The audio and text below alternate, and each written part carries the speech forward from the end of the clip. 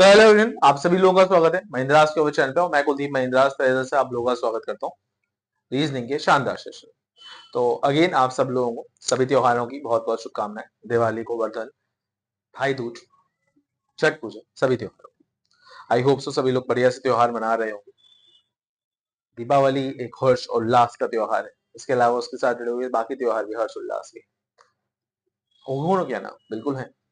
लेकिन सिलेक्शन एक धूम धड़ाके वाला त्योहार है, आगे की लाइफ बेहतर हो जाती है ना। जीवन में कुछ बेहतर परिवर्तन की तरफ एक शुरुआत कहीं ना कहीं हम लोगों को ऐसा दिखता है, उससे होती हुई दिखती है। और यकीनन रूप से शायद ये बात सच है। क्योंकि फटाफट से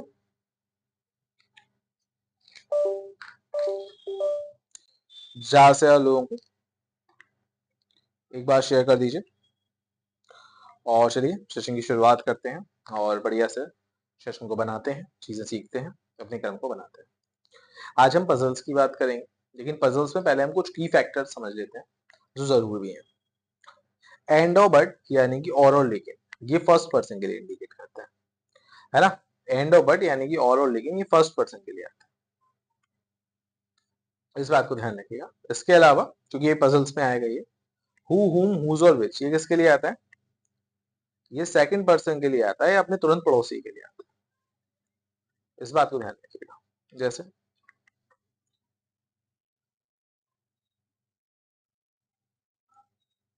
Ram is the brother of Mohan and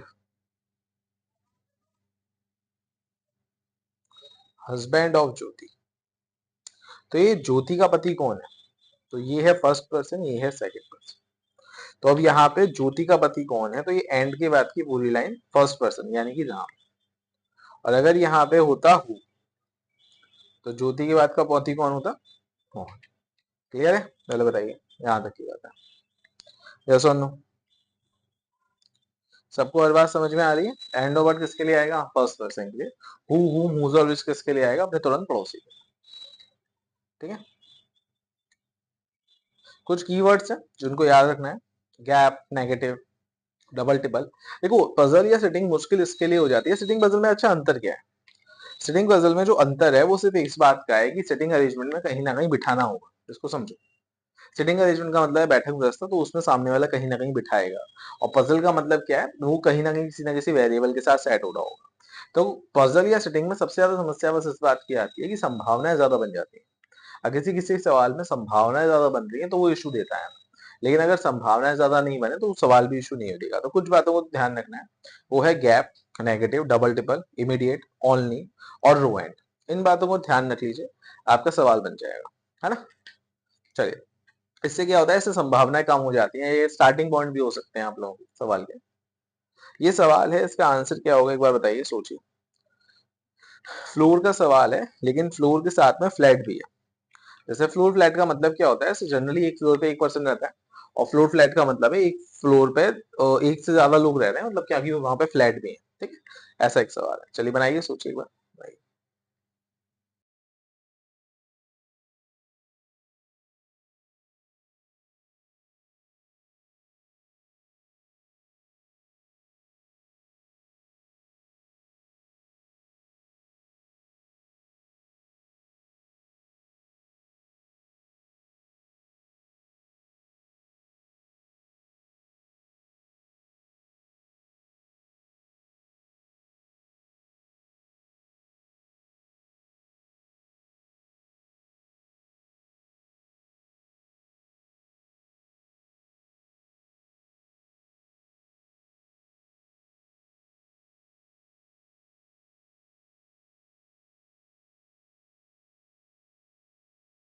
सब लोग बना रहे हैं, ट्राई कर रहे हैं, ट्राई करिए,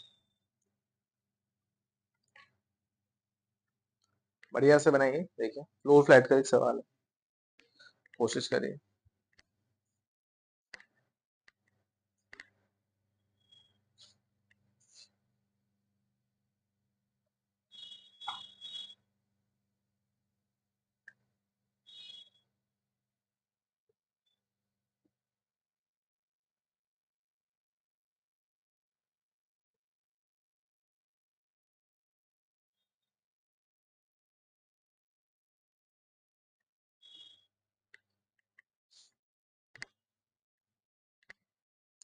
क्या जवाब आया? कोई जवाब आया किसी का? सोच के आंसर करिए। 1 मिनट और देते हैं वरना फिर टाइम अप कर देंगे, मैं खुद को हाइड कर चुका हूँ। 1 मिनट और रखते हैं, बहुत सारे लोगों का शायद बन गया होगा, लेकिन अभी कुछ लोग ऐसे भी होंगे जो ट्राई कर। पहले सबको साथ में लेके चलना चाहिए, है ना?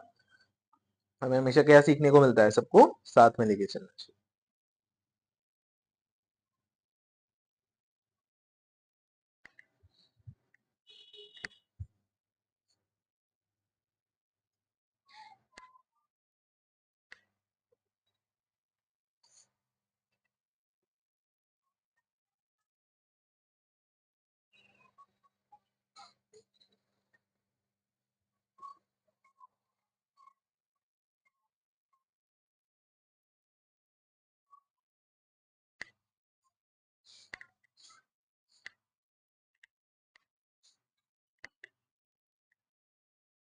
है ना?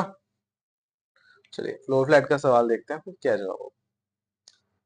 देखिए एक फ्लोर पे 2 फ्लैट है, तो सबसे पहली बात हम लोगों को ये देखना होगा फ्लैट 1 कहाँ पर है, फ्लैट 2 कहाँ पर है। तो इन लोगों ने यहाँ पे साफ साफ दे रखा है फ्लैट 1 फ्लैट 2 के वेस्ट में। पर्सन का वेस्ट ऐसे होता है, मतलब फ्लैट 1 जो है वो फ्लैट 2 के वेस्ट में, तो फ्लैट 2 इधर होगा, फ्लैट 1 इधर होगा। जनरली वैसे तो एग्जाम में ऐसे ही होता है, बट फिर भी एक बार पढ़ लेना चाहिए कि वो ईस्ट में बोला है या वेस्ट में बोला है, इससे कहीं ना कहीं पता चली सवाल में हम लोग कुछ और कर रहे हैं और सोल्यूशन में कुछ और गड़बड़ हो जाए, इसलिए। दूसरी बात, अगर आपका सवाल जैसे प्री लेवल का है ये, तो प्री लेवल के सवाल कॉन्सेप्चुअल होने के साथ साथ मतलब इतने मुश्किल नहीं आते कि आप ज्यादा से ज्यादा बहुत समय लें। तो किसी भी सवाल की ज्यादा से ज्यादा 2 पॉसिबिलिटी ले लीजिए, maximum 2 possibility, more than enough है सवाल को ड्रॉ करने के लिए। ठीक है, चलिए। तो मैं पहले तो एक पॉसिबिलिटी ले ही रहा हूँ, जैसे आप लोगों के सामने मैं दिखा रहा हूँ, है ना? मैंने एक पॉसिबिलिटी ले ली है, यहाँ पे 4 फ्लोर है। अब मैं एक काम ही करूंगा, इसके नीचे एक और पॉसिबिलिटी ले लूंगा, फिर उसके बाद फिर सवाल बनाएंगे। सवाल का असली डेटा यहाँ से शुरू है। ठीक है, चलिए।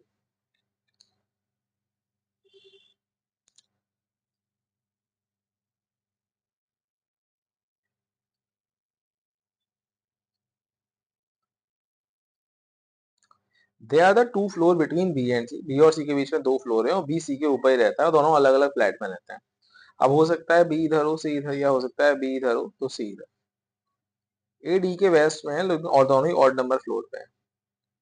ए डी के वेस्ट में, ए कहाँ पर है? डी के वेस्ट में, दोनों ही ऑड नंबर फ्लोर पे है। तो 3 ही खाली है, बाकी तो और कोई खाली नहीं है। एफ इमीडिएट अबव है सी से, तो एफ सी के तुरंत ऊपर बैठा दिया। कोई भी पर्सन जी के वेस्ट में नहीं रहता और जी चौथे माले पे रहता है। चौथे माले पे जी यहाँ पर है, उसके वेस्ट में कोई नहीं है।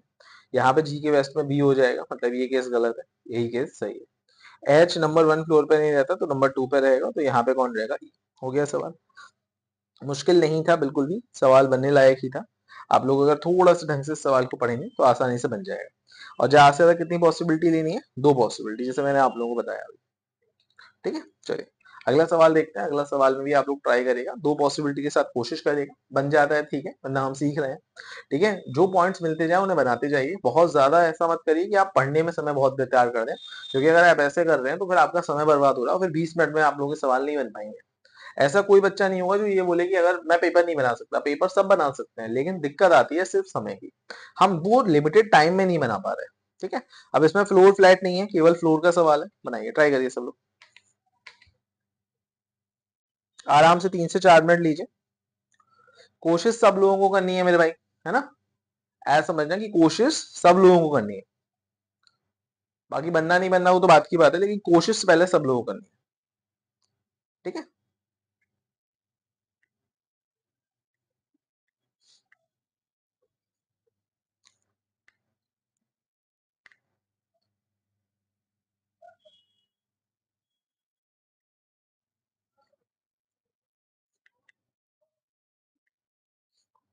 कोशिश पहले सब लोगों को करनी है।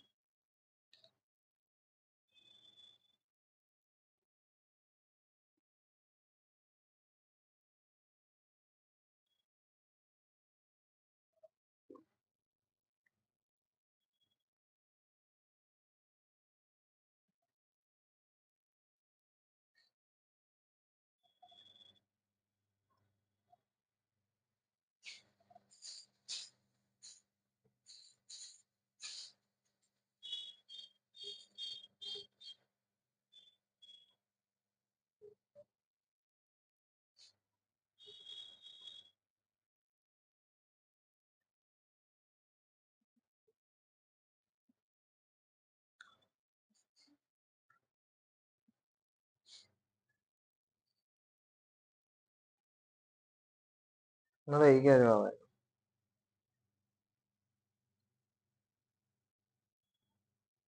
2 मिनट हो चुके हैं, कुछ लोगों का लगभग लगभग शायद बन गया होगा, मुझे यकीन है।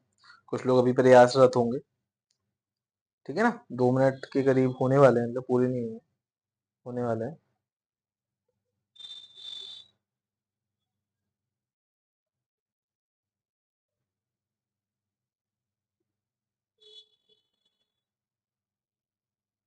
ठीक है ना, ट्राई करिए पहले सब लोग।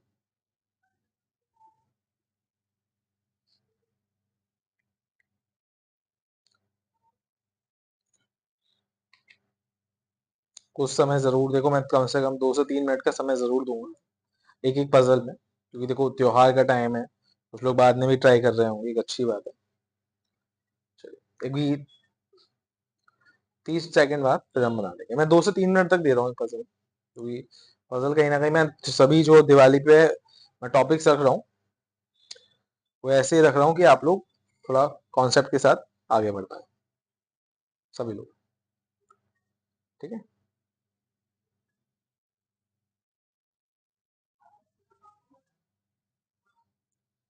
चल टाइम अप कर।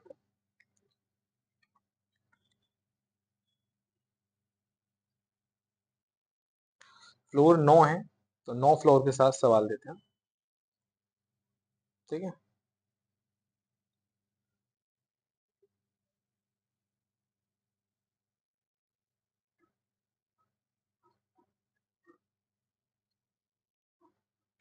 देखते हैं। ई रहता है ऑड नंबर फ्लोर पर 5 के ऊपर, 5 के ऊपर या तो 7 या फिर 9। दो लोगों का गैप है ई और जी के बीच में, तो जी यहाँ पर आएगा, जी यहाँ पर आएगा। बी रहता है ऑड नंबर फ्लोर पर, लेकिन इमेजेड और ब्लू नहीं रहता जी पे। तो अब यहाँ पर एक और बात है, एच ग्राउंड फ्लोर पे रहता है, सब लोगों को सवाल दिख रहा है ना। तो एच यहाँ पे रहता है, बी कहाँ पे नहीं रहेगा, ना तो 3 पे ना 5 पे, कारण कि वो जी का पड़ोसी नहीं है, तो बी 9 पे ही रहेगा। बी 7 और 5 पे नहीं रहेगा, तो कारण क्या है, बी 3 पे ही रहेगा, 7 और 5 पे नहीं रहेगा, मना है ना। दे आर द, जितने लोग जी और एफ के बीच में उतने जी और के बीच में, और एफ जी के नीचे रहता है। जितने लोग एफ और जी के बीच में उतने ही एफ और के बीच में। एक पर्सन है सी और ई के बीच में, अब ऊपर तो जगह है नहीं, यहाँ पे रहेगा। अब सोचो, क्या मैं एफ यहाँ पे बना सकता हूँ, एफ यहाँ पे बनाता तो के यहाँ आ जाता, तो एक का गैप दूंगा तो यहाँ पे भी एक का गैप दूंगा, यहाँ पे एक का गैप दूंगा तो यहाँ भी एक का गैप दूंगा। डी नहीं रहता है इवन नंबर फ्लोर पे, मतलब डी कहाँ पे रहता है, ऑड नंबर फ्लोर पे, मतलब 3 पे, यहाँ पे 5 पे। तो यहाँ पे कौन बचा, ए। अब इसके लिए क्या बोला गया, ए रहता है इवन नंबर फ्लोर पे, लेकिन 2 के ऊपर, 2 के ऊपर मतलब यहाँ पे रहता है। ठीक है, हो गया सवाल, बात करो। डन।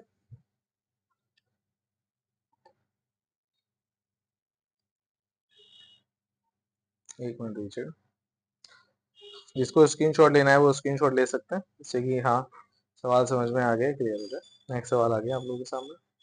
ठीक है, पुराने सवाल का स्क्रीनशॉट ले लिया ना सबने, ये सोल्यूशन था। ठीक है, चलो चले आगे। चले, ये फ्लोर का फ्लैट के साथ है, ऐसे ट्राई करिए। अभी मैं आपको इसके लिए 3 मिनट दूंगा। ठीक है, 3 मिनट बाद आप लोगों का सवाल का सोल्यूशन देंगे। एक छोटी सी सलाह अभी बना लीजिएगा, 2 पॉसिबिलिटी लेके फ्रेम करिएगा, कोशिश करेगा जो भी लगे डायरेक्ट हिट हो रही है डाटा उसको डायरेक्ट लगा लीजिएगा, जो लगे नहीं है उसको कहीं पे नोट कर लीजिएगा, लेकिन एक ही लाइन दोबारा बार बार पढ़ने में टाइम वेस्ट मत करिएगा। ठीक है, अब ट्राई करिए, 2 मिनट थे, 3 मिनट, 3 मिनट बाद मिलते हैं। ठीक है, 30 सेकंड में इसमें से यूज कर चुका हूं, तो मैं वो बता दूंगा। डन, बनाइए।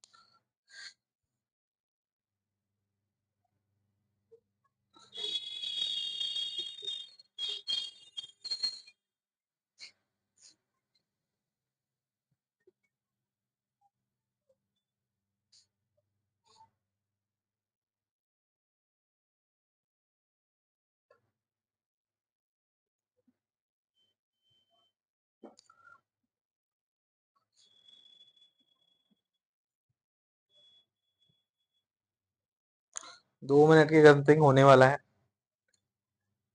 बहुत सारे लोगों ने शायद डन भी कर लिया होगा, लेकिन हम अराउंड 3 मिनट रुकेंगे सबके लिए। हाँ, ट्राई करिए, 3 मिनट रुकेंगे आप। करीब करीब ट्राई करिए सब लोग।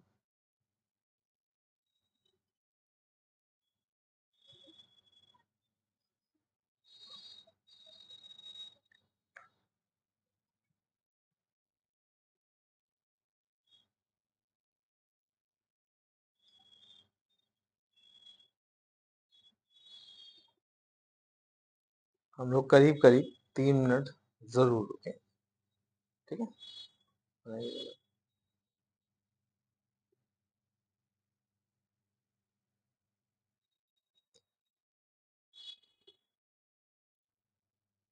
30 सेकंड और बचे।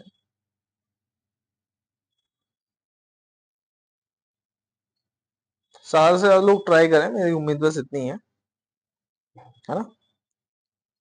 ज्यादा से ज्यादा लोग ट्राई करें, मेरी पॉइंट बस इतना है।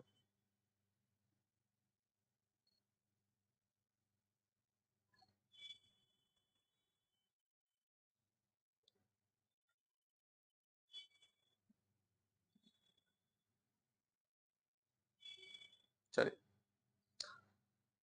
3 मिनट पूरे हो गए, अब सवाल को बनाते हैं। इसमें भी हम लोग पहले एक बार ये देखते हैं, फ्लैट की बात जो हो रही है, फ्लैट ए फ्लैट बी की। फ्लैट ए जो है वो अबव है, ठीक है, तो flat B is the east of A, मतलब ए के ईस्ट में, पर्सन का ईस्ट इधर होता है ना, तो ए फ्लैट इधर है, फ्लैट बी इधर है ना। इन चीजों को भी एक बार देख लेना चाहिए वैसे। ये फ्लैट ए है, ये फ्लैट बी है।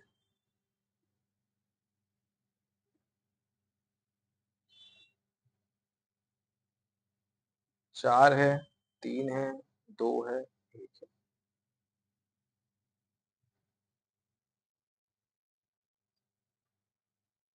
Flat A flat B.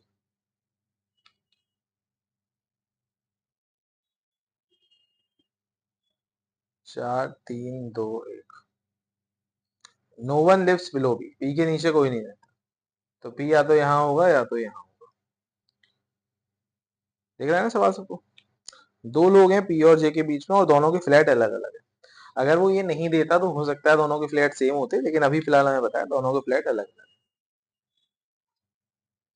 M जो कि एन के ईस्ट में, एन के ईस्ट में कौन है, एम।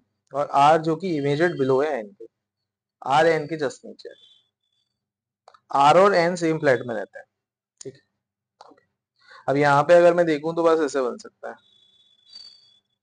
यहाँ पे दो संभावनाएं हैं ना हमारे, हमारा डी ओ के ऊपर है और के नीचे है। तो डी कहाँ पर है, ओ के ऊपर और के नीचे। अब थोड़ा सा दिमाग लगाते हैं, यहाँ पे बन जाएगा के डी ओ, हाँ बन जाएगा, कोई प्रॉब्लम नहीं है, बन पा रहा है, ठीक है, जानना है। ये वाला केस तो बिल्कुल सही है। यहाँ पे अगर मैं सपोज करूँ एन एम और आर को इधर लग दूं, तो अगर मैं के डी और ओ बनाऊंगा तो डी और ओ सेम फ्लैट में आ जाएंगे, लेकिन डी तो ओ के ऊपर है, तो इधर बना देते हैं एन एम और आर। लेकिन उस केस में के फ्लैट बी में आ रहा है, लेकिन हमें पता है कि के हमारा कहाँ रहता है, फ्लैट ए में। तो ये कैसे भी करके ये वाला केस बन ही नहीं सकता, सिर्फ यही सही है, ठीक है। सवाल मुश्किल नहीं था, सवाल तो मुश्किल से 30 सेकंड में बन गया, लेकिन समझने वाला पूरा काम था। चलिए, नेक्स्ट सवाल के साथ बढ़ेंगे। अगले वाले सवाल भी फ्लोर फ्लैट का ही होगा, लेकिन मैं उसमें वेरिएबल दे दूंगा। और दूसरी बात, उसमें एक हिंट मैं ये देता हूँ, वो बिना पॉसिबिलिटी डायग्राम के बन जाएगा, लेकिन डायरेक्शन का आपको सही से यूज करना पड़ेगा, ठीक है। ये सवाल है आप लोगों के सामने, इसको एक बार बनाइए। इसके लिए 4 मिनट मैं आपको दूंगा, 3 नहीं 4, क्योंकि थोड़ा इसमें लैंग्वेज का क्लैश है। दूसरा, आपको इसमें जो समझना है वो डायरेक्शन को भी अच्छे से समझना जरूरी होगा, कि वो डायरेक्शंस क्या कह रहे हैं, ठीक है। यहाँ पे डायरेक्शंस का सारा खेल होगा। आप किसी भी पर्सन का नॉर्थ निकालते हैं तो उसे बीच में रखते हैं ना, कि मेरे नॉर्थ आगे है, साउथ पीछे है, ईस्ट इधर, वेस्ट इधर, सब डायरेक्शन में भी मैं जा सकता हूँ, तो मैं बिल्कुल सेंटर में होता हूँ, तो पर्सन को सेंटर में लेते हुए ही सोचा करिए। चलिए बनाइए इस सवाल को, 4 मिनट आप लोगों को मैं दूंगा पूरे, ठीक है, बनाइए।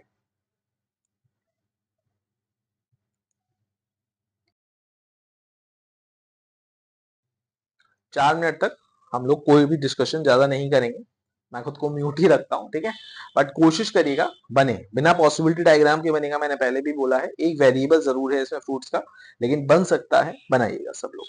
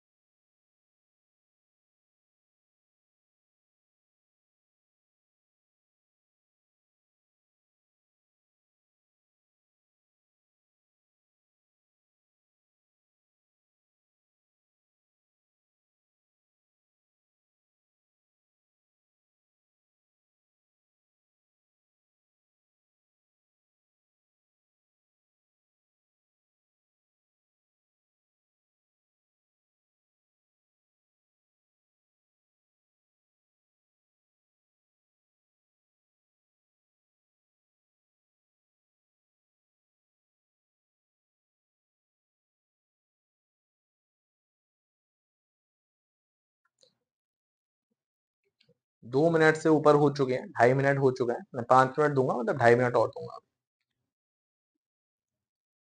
बना ही रहे हैं सब लोग, ट्राई करिए।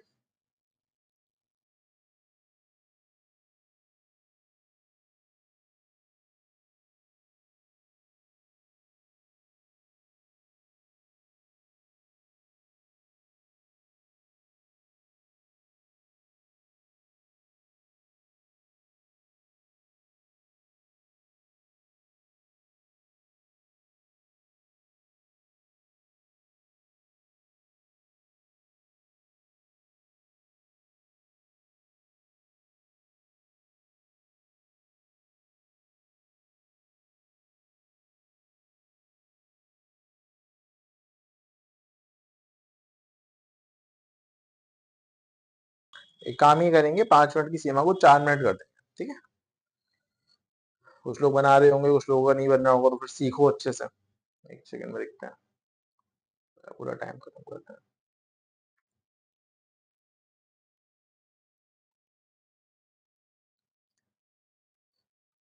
ठीक है, मैं 4 मिनट ही रख रहा हूँ। देखिए, अगर आपने ये सवाल बना लिया है तो बहुत बढ़िया, लेकिन अगर नहीं बनाया तो आप वीडियो को पॉज कर दीजिएगा और उतना समय लीजिए पहले, कोई दिक्कत नहीं है। हम पहले कॉन्सेप्ट क्लियर कर रहे हैं। देखिए, कॉन्सेप्ट क्लियर में जल्दबाजी नहीं होती। एक बार कॉन्सेप्ट क्लियर हो गए, समय की सीमा अपने आप कम होनी शुरू हो जाएगी, लेकिन पहले कॉन्सेप्ट क्लियर करिए, पहले पहले हिस्से का भाग बनिए, है ना। चलिए,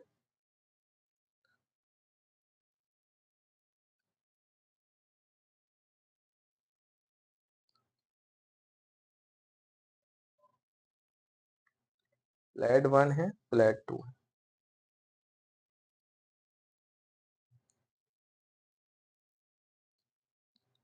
फ्लोर में है 3।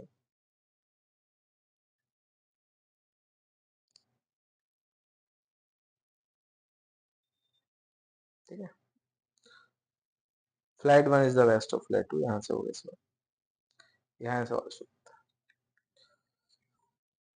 एक फ्लोर का गैप है सी और ग्रेप्स पसंद करने में, और दोनों सेम फ्लैट में रहते हैं। अब सी ऊपर हो सकता है ग्रेप्स नीचे हो सकता है, ग्रेप्स नीचे हो सी ऊपर हो। अब यहाँ पर एक बात दे रखी है, ए कहाँ पे रहता है, इवन नंबर फ्लोर पे, और सी के नॉर्थ वेस्ट में। पर्सन का नॉर्थ वेस्ट किधर होता है, सी के नॉर्थ वेस्ट में रहता है। ए यहाँ पे रहेगा, इवन नंबर फ्लोर यही है। अब वो सी के नॉर्थ वेस्ट में, तो सी अगर इधर रहेगा तो ये सी का क्या हो जाएगा, साउथ वेस्ट। ये सी का क्या हो जाएगा, साउथ। ये सी का यहाँ पे अगर वो रहेगा तो ये होगा नॉर्थ वेस्ट, नॉर्थ ईस्ट, है ना। इधर रहेगा तो नॉर्थ हो जाएगा, मुझे नॉर्थ वेस्ट बनाना है, तो सी यहाँ पे रहेगा, तभी तो ये सी का नॉर्थ वेस्ट बन पाएगा। सर यहाँ पे क्यों नहीं हो सकता है, क्योंकि ए इवन नंबर फ्लोर पे है, इवन नंबर फ्लोर। तो अगर यहाँ पे सी है, मतलब यहाँ पे कौन होगा, ग्रेप्स, क्योंकि दोनों सेम फ्लोर फ्लैट पे रहते हैं। है ना, ग्रेप्स ऑफ सी, और एक का गैप है। वो बंदा ऐसे एप्रिकॉट पसंद है, वो ए के नीचे है, तो यहाँ पे कौन है, एप्रिकॉट। आगे देखते हैं। वो पर्सन जिसे बनाना पसंद है वो सी के ऊपर है और डी के साउथ ईस्ट में। अब डी का साउथ ईस्ट किधर होगा, पर्सन को बिल्कुल बीचों बीच में रखो, ऐसे करके होगा। तो यानी कि अगर ये बनाना है तो यहाँ पे डी होगा, तभी तो ये डी का साउथ ईस्ट बना। समझ में आया सबको? चलिए, एफ को एप्रिकॉट पसंद है, डी को एप्पल पसंद नहीं है, तो इसको मना कर दिया एप्पल के लिए। डी और ए नॉट लाइक ऑरेंज, डी और ए को ऑरेंज ही पसंद है। ऑरेंज फिर किससे पसंद होगा, इसे ही पसंद होगा, क्योंकि इन दोनों को ऑरेंज पसंद नहीं है, और इसे डी को एप्पल पसंद नहीं है। ठीक है, तो एप्पल भी एक फ्रूट्स है, एप्पल तो इसे पसंद होगा। तो लास्ट फ्रूट कौन सा है, कोकोनट। कोकोनट। लास्ट में एक लाइन दे रखी है, ई बी के नीचे रहता है। हो गया सवाल, कितना सरल था, है ना। कुछ लोगों ने यकीनन रूप से बना लिया होगा, कुछ लोगों का जो रह गया था उनका क्लियर हो गया। सवाल को सिर्फ जो भी डेटा दिखे उसे मेन डायग्राम में डाल दो। पजल ऐसी नहीं आती कि आप ना बने, पजल बन जाएगी, लेकिन वो सवाल का डेटा बहुत सीधा देगा नहीं है, वो घुमा के ही बात देगा ना। अगर सब सीधी सीधी बात देगा तो सब लोगों को बैंक में नौकरी मिल जाएगी। समझ रहे हो? फिर चलिए, एक एज भी ईयर का है सवाल, बनाइए। बढ़िया सवाल लग रहा है मुझे तो, और एज का है। ये एसबीआई पीओ के पेपर का सवाल है, प्री का, 2017 में सबसे पहले एज बेस्ड पजल आई थी एसबीआई पीओ के प्री में, तो ये उसका सवाल है मेरे भाई। एसबीआई पीओ का जो 2017 वाला पेपर था ना, उसने रीजनिंग का लेवल बढ़ा के रख दिया, सच में। लेवल 2017 के बाद ही शुरू हुआ है, तब तो रीजनिंग थोड़ी सरल आती थी। इसके लिए भी आप 3 मिनट का टाइम बिल्कुल दीजिए, ये थोड़ा कॉम्प्लिकेटेड सवाल है। पहले एज निकालिएगा सब, कैसे निकालेंगे देखेंगे, पहले बनाइए, सवाल में थोड़ा समय लीजिए और इसे फ्रेम करिए।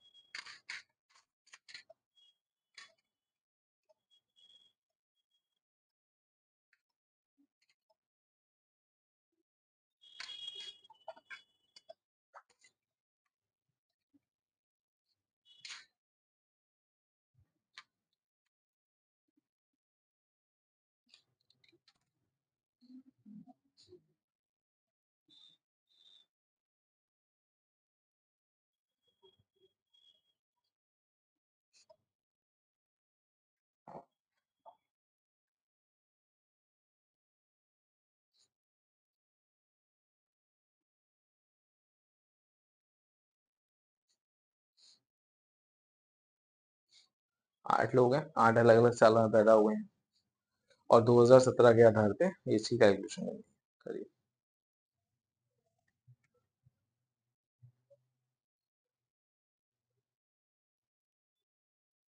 सबके पैदा होने का महीना और साल सेम है, इसका मतलब क्या है, इसका मतलब ये है, अगर मान लेते हैं एक पर्सन 4 नवंबर 1947 को पैदा हुआ, तो दूसरा भी 4 नवंबर 1953 को ही पैदा हुआ है, यानी कि इसमें जो अंतर निकलेगा वो महीने या दिनों का नहीं, केवल सालों का ही निकलेगा।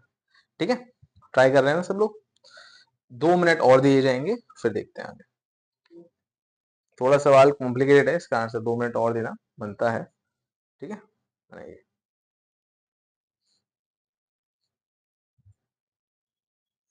इसमें एक छोटा सा हिडन पॉइंट है, जिसने वो पहचान लिया वो सवाल बनाएगा। मैं इसके सारे पॉइंट शॉर्ट में लिखूंगा, ठीक है, अभी जब मैं सॉल्व करूंगा मैं सारे पॉइंट शॉर्ट में लिखूंगा। आप लोग मुझे डिसाइड करके बताना कि किस लाइन को आप पिकअप करते हैं सवाल बनाने के लिए। ठीक है,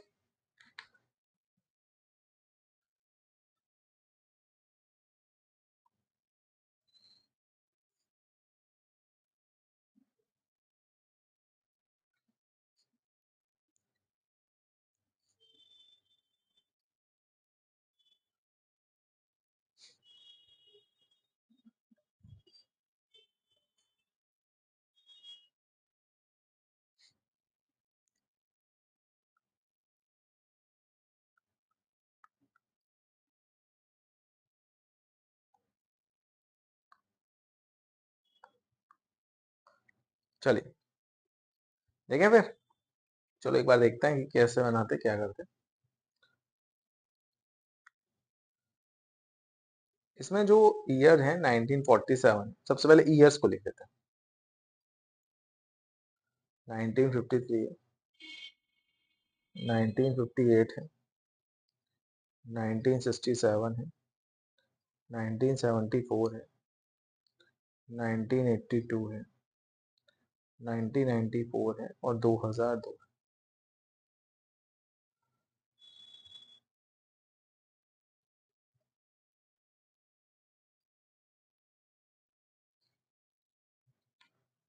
ठीक है,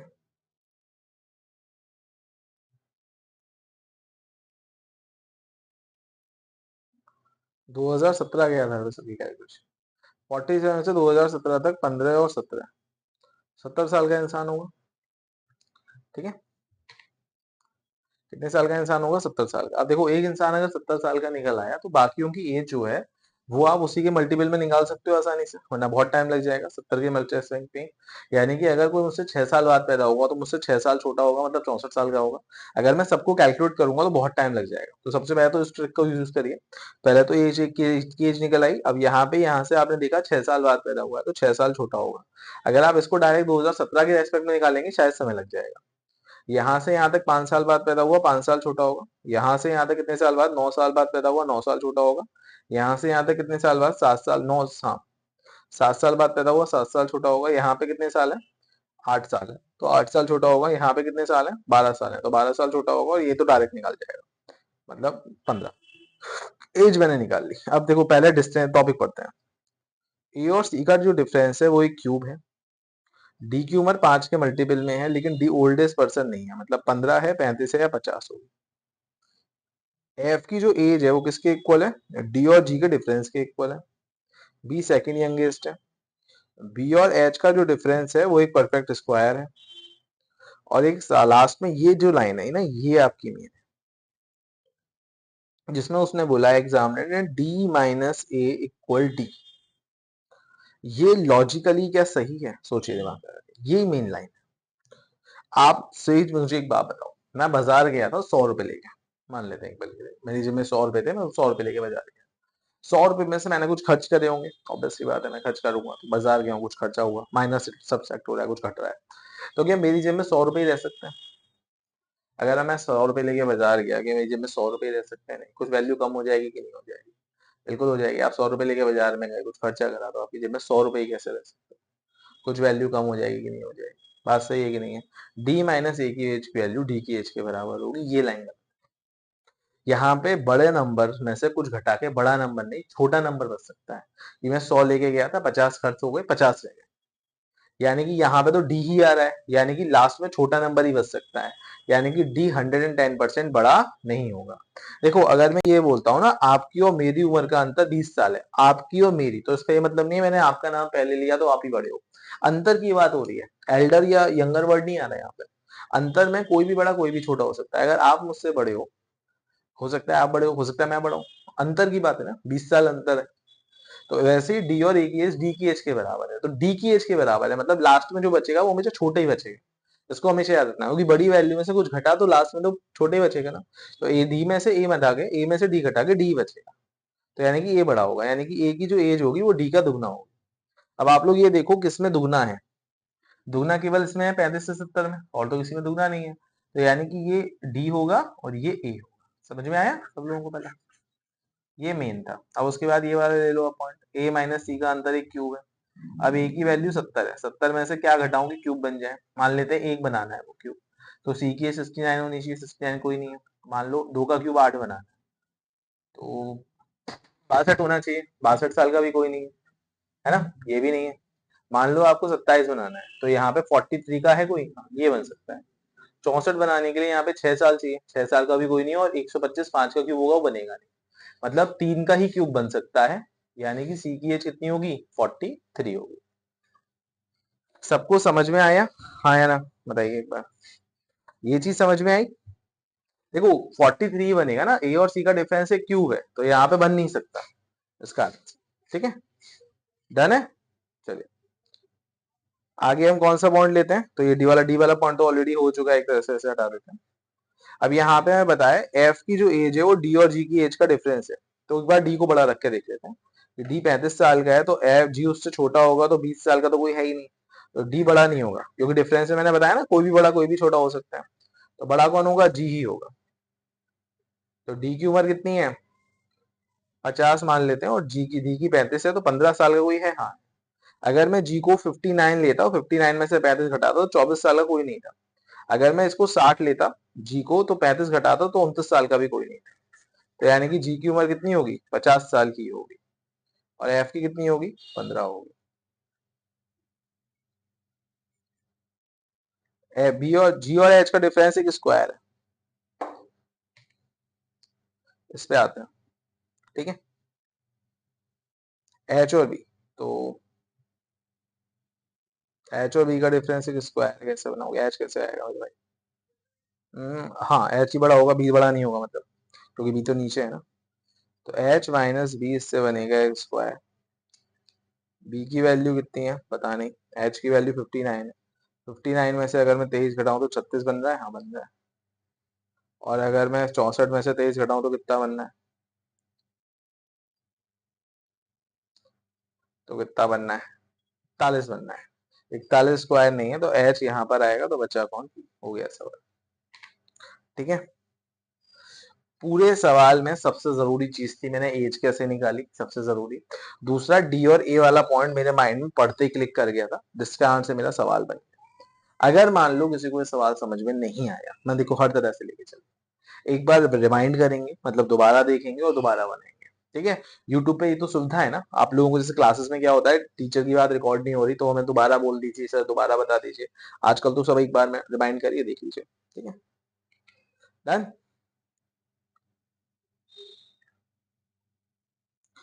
इसको बनाइए, ये है एक डे और मंथ वाला सवाल। डे मंथ वाले सवाल बहुत आए हैं एग्जाम। ठीक है, ये केवल मंथ का है, डे का नहीं है। 31 वाले दिन अलग लिखिए, 30 दिन वाले अलग हिसाब बनाइए। कैसे बनाएंगे, क्या पॉसिबिलिटी ज्यादा लेंगे, क्या फ्रेम करेंगे, क्या सोचेंगे, इसे बनाइए। इस सवाल को करने के लिए मैं आपको 4 मिनट का टाइम दूंगा, समय लीजिए, बनाइए।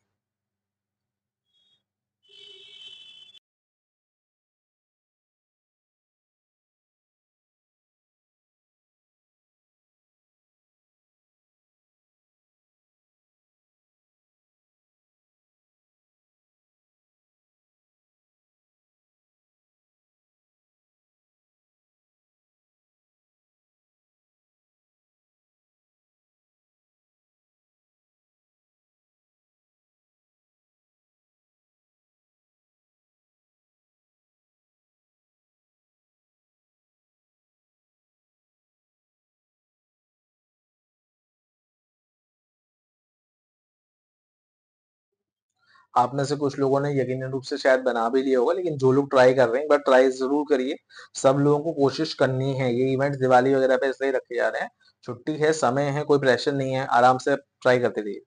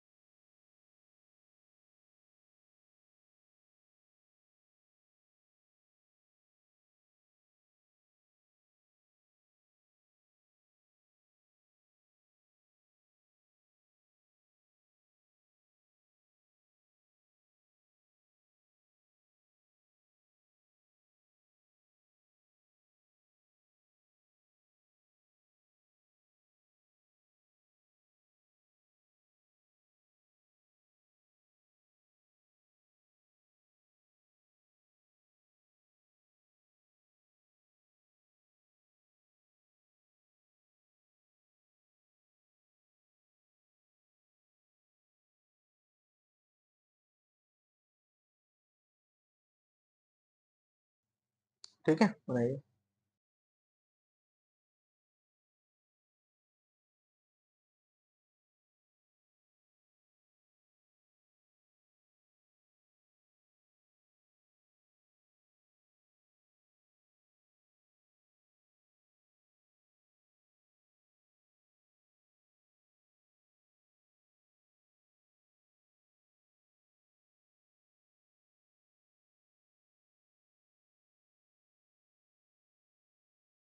बनाइए।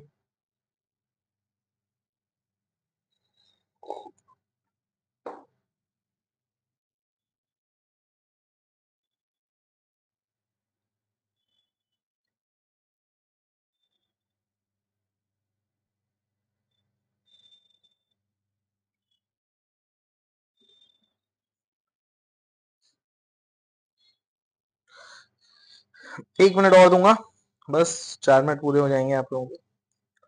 ठीक है, 40 सेकंड बाद 4 मिनट पूरे हो जाएंगे।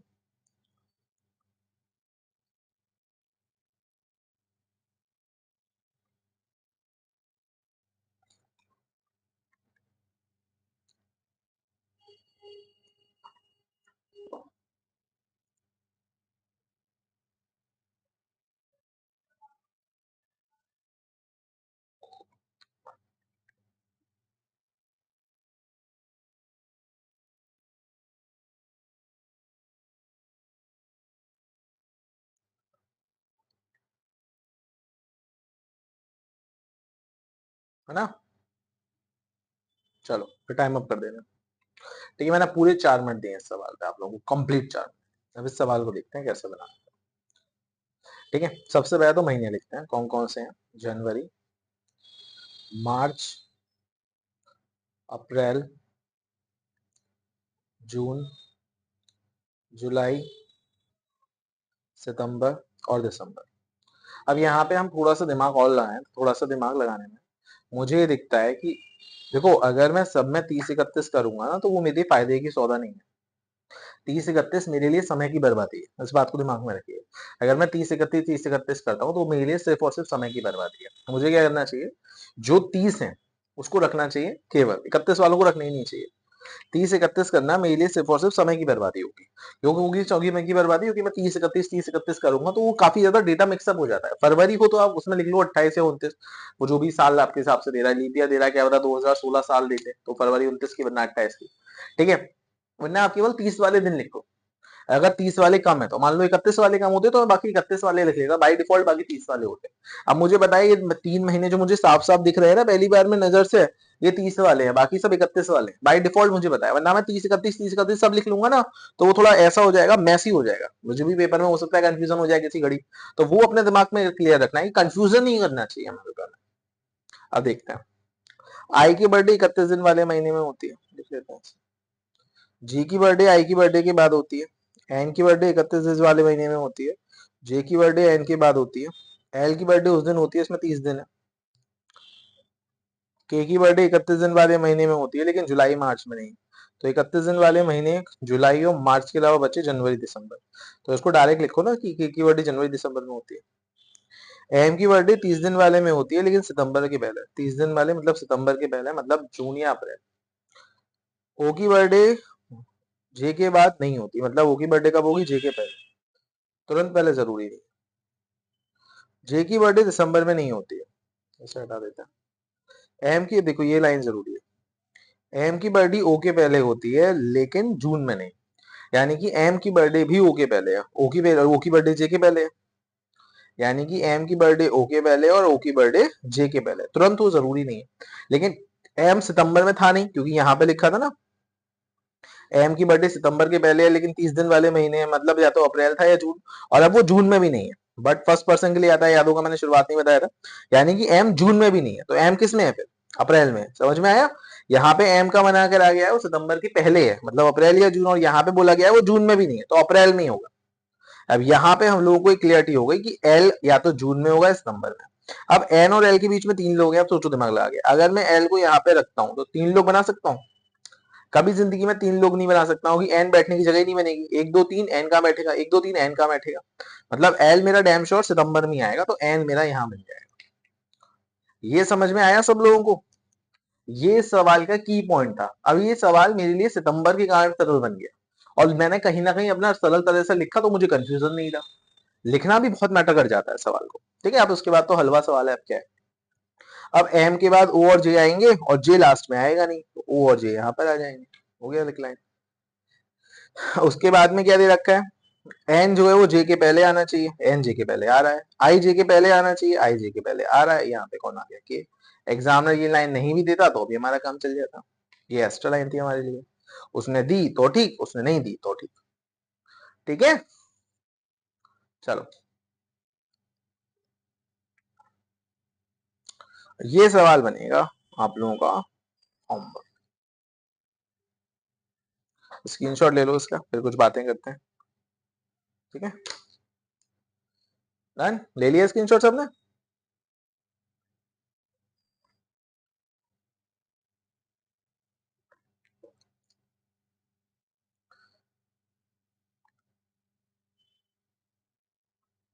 अच्छा, अब बात करते हैं इसे।